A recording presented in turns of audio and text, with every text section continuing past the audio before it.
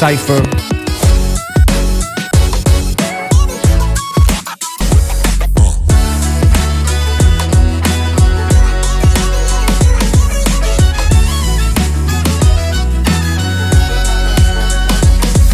Cypher. Hey guys, welcome to our third episode. And in this episode, we're going to be discussing something that's a question that usually being asked by some of our clients and some of coffee enthusiasts. We wanted to tackle this question because it's something that I feel that it's very important to clarify for a lot of people within the industry in order to we wanted them to get a better understanding of the solution for this question prior to diving into this type of work.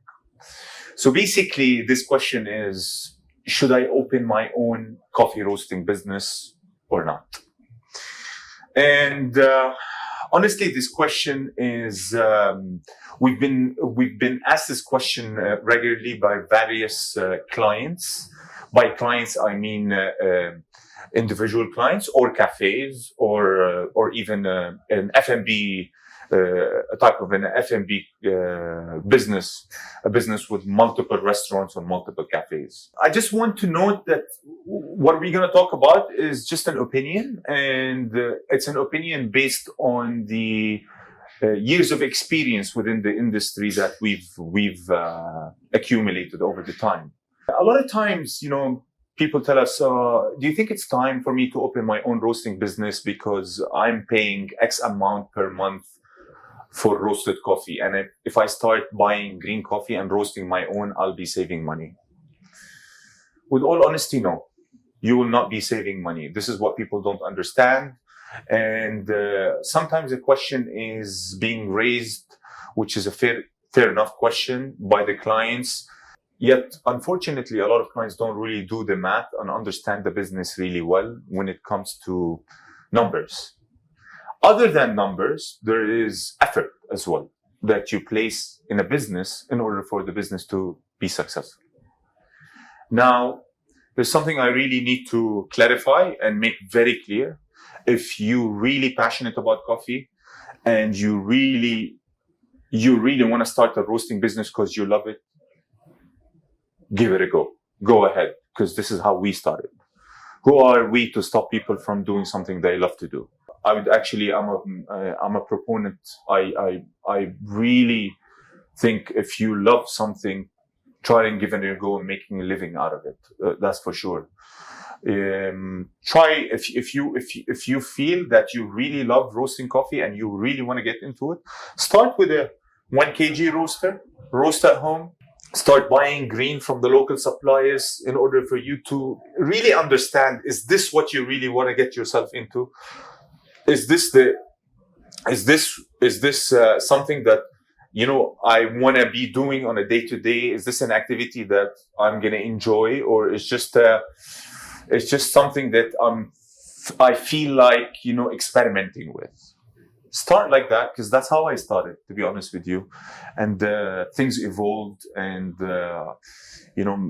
and until this day, I'm very grateful, and I consider myself to be very lucky to be doing something I really enjoy and love.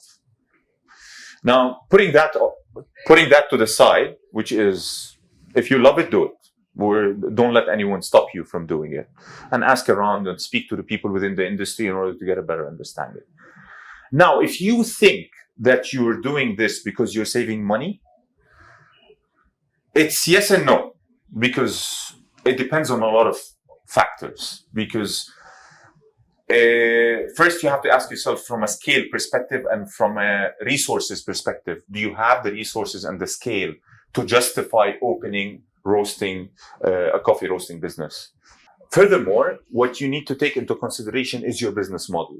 Yeah, you have coffee roasters that, what we call shop roasters, people who roast coffee, people who have a cafe and I have a small roasting machine that they roast coffee for their own utilization. And usually it's the guy that It's the guy who's running the owner or the partner within the cafe that does the roasting. And with time, in some cases, that business grows into distribution as well. But it's a start, what we call a shop roaster start. And in this case, the guy would, the owner of the shop would love to roast. And the reason why he has a roaster in his cafe is because he actually wants to roast his own coffee, because he loves roasting. It's not about saving money, because he's not saving money. He can be much better off buying roasted coffee from local suppliers and, focusing on brewing and focusing on expanding his cafe business around. See, remember, time is limited. Resources are not limitless as well. If you have a plan, if your business model is to have multiple cafes around, your geography, you need to focus on that. You need to put in a lot of effort in terms of, money, in terms of time into this business plan, which is expanding your cafe business. Hence, you need to find the right partner in terms of roasting, who's going to roast and satisfy your needs when it comes to roasting coffee. Furthermore, remember that if you're going to roast your own coffee, that means you're going to have to allocate some financial resources into buying the green coffee, which has to be paid upfront from the green supplier, and you have to store that coffee in order to roast your own coffee. So that's one business model. That's the shop roaster. Now, you can come and tell me that you want to roast and distribute. You can come and tell me you want to roast and focus on e-commerce. We've noticed over time that people who want to do everything when it comes to roasting, they tend to not succeed. Not all, but a lot of them don't succeed, because the resources that you put in place for an e-commerce to succeed, a coffee e-commerce business to succeed, has to be placed on customer service, supply chain management, deliveries, management of time and resources. When it comes to money, with e-commerce, you have to put in a lot of effort on advertising, on, when it comes to efficiency, when it comes to social media posts. All of that has to be taken into consideration. And that is time and money. So it's not like you're going to buy the roasting machine and you roast the coffee and, you're just going to sell the coffee. So to put things in perspective, focus, understand what you're doing. If your plan is to expand from 1 cafe to 10 cafes, focus on that. Find the right partner in roasting at the right price, depending on your strategy, and focus on that. Once you get to the 10 cafes, you might say, okay, now I have the scale and I have the time to allocate some resources, human resources and financial resources, into creating my own roasting business. You'll be surprised the costs associated with running a roasting business. A lot of people think it's just about buying the roasting machine. There's a time and effort being placed on sourcing the green coffee, shipping the green coffee, storing the green coffee in temperature controlled facilities, logistics. By logistics, I mean moving the coffee, organizing the green coffee within your storage facility.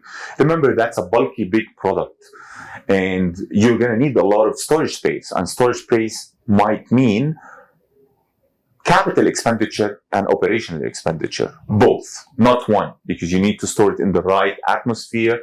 You need to give it the right space in order to store that green coffee. And if you if you really think about it and run all your numbers correctly, you'll understand that there's a certain point of production where it starts making sense to having your own roasting business. It's not about I'm buying the green at $5, but the roaster is selling me the green at $20. Where is that $15 going? Well, you haven't done your numbers correctly if you look at it, because we get these questions sometimes. We get the questions from different people. How come is the green coffee is X and you're charging X plus 10? But what people don't understand, there are a lot of costs related when it comes to green coffee.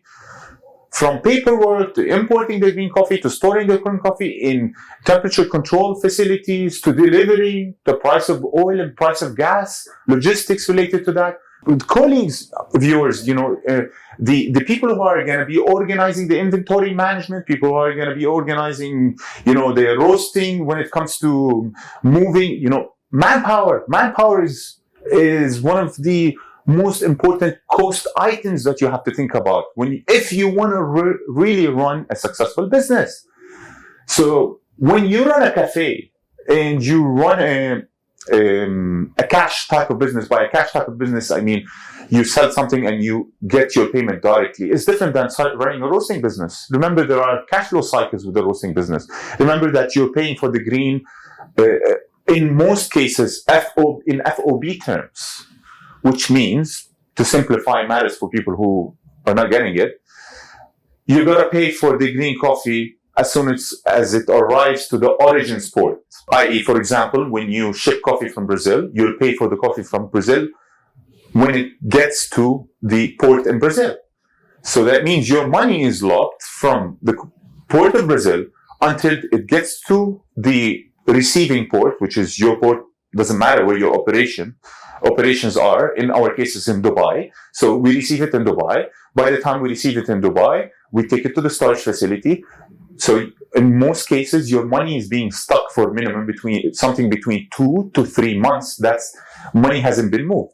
By the time you store the coffee in the facility and you move the coffee in the facility and do all of this, that costs money, guys. That's what people don't understand. This is a cost there is a cost.